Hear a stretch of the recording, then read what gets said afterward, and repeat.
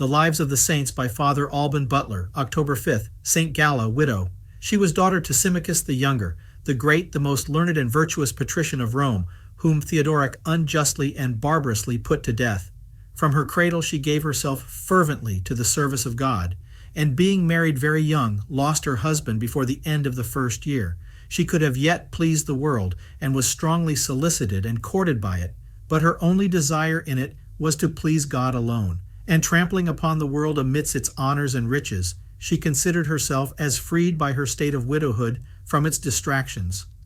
Out of devotion to the apostles, she chose for her dwelling a little cottage or cell near their tombs on the Vatican Hill, where she never interrupted her devotions, but by other good works. The revenues of her great estates were made the patrimony of the poor, and by her austerities, which reduced her body to a mere skeleton, she made herself a holocaust of penance.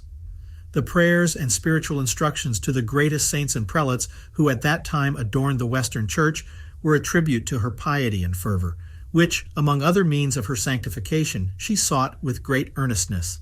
The pious letters which St. Fulgentius wrote to her from the place of his banishment are extant among his works.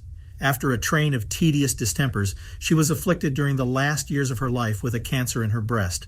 She suffered extreme pains with incredible patience and resignation, and by them finished the martyrdom of her penance about the middle of the 6th age.